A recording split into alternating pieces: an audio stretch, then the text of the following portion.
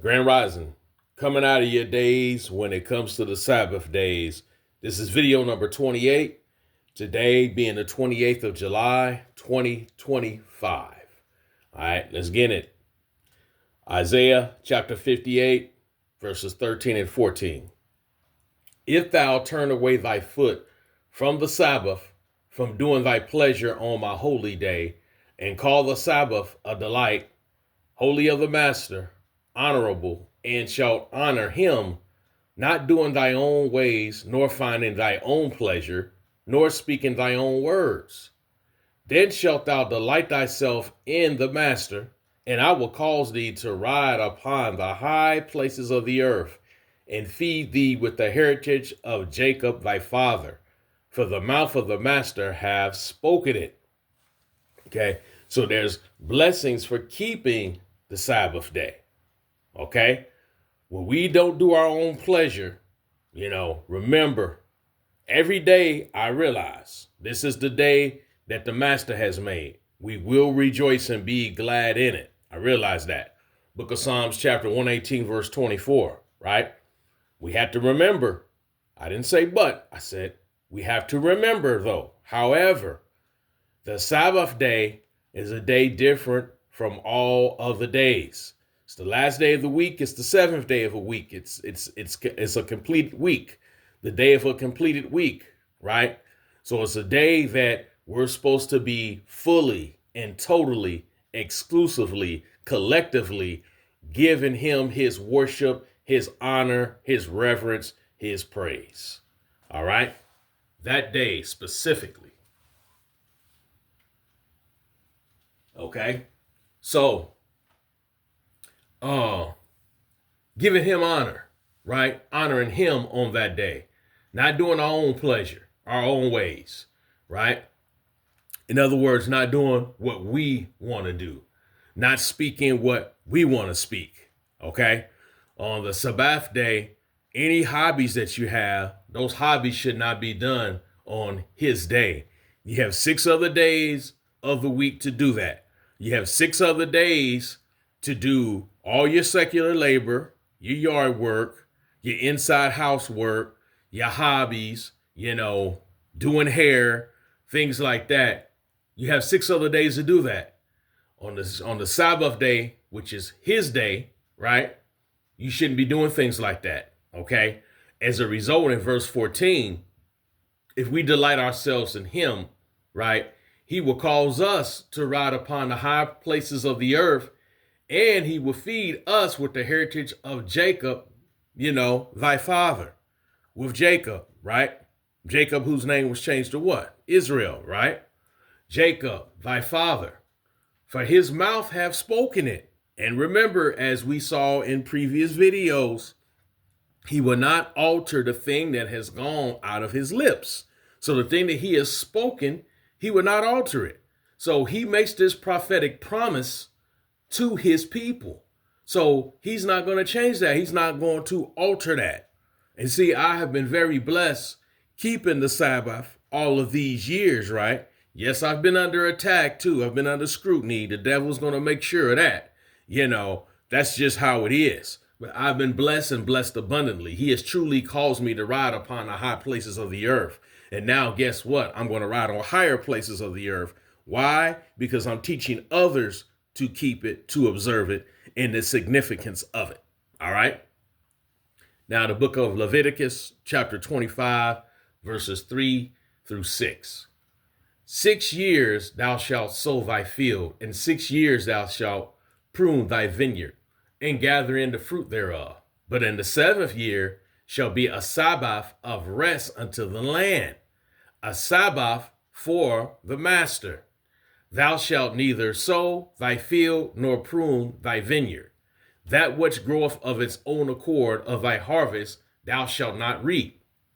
Neither gather the grapes of thy vine undressed, for it is a year of rest unto the land. And the Sabbath of the land shall be meat for you, food for you, for thee and for thy servant, and for thy maid, and for thy hired servant, and for thy stranger that sojourneth with thee. Once again, for the stranger. So the weekly Sabbath is also for what? For the stranger, for the servants, right?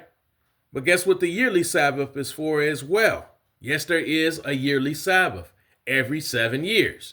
That's why it says in verse 3, starts out, 6 years thou shalt sow thy field, and 6 years thou shalt prune thy vineyard and gather in the fruit thereof. Verse 4, but in the 7th year shall be a Sabbath of rest unto the land, a Sabbath of the master. Thou shalt neither sow thy field nor prune thy vineyard. So there's not only just a weekly Sabbath day, there is a yearly Sabbath where for farming, for agricultural purposes, 6 years you do all your agricultural work, right? All your sowing, all your reaping, right? But in the 7th year, you don't plant anything, you don't do anything to the land. You give the land a rest.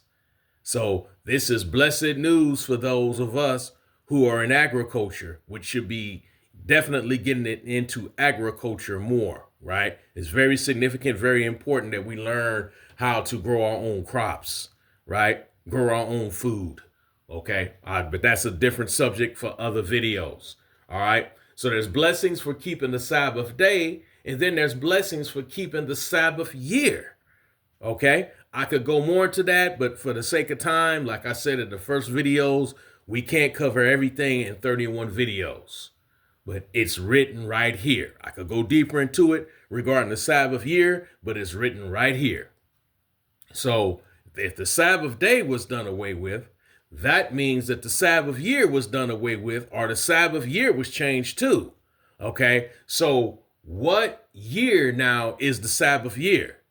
Since the Sabbath day and the 7th day go hand in hand, the Sabbath year and the 7th year go hand in hand.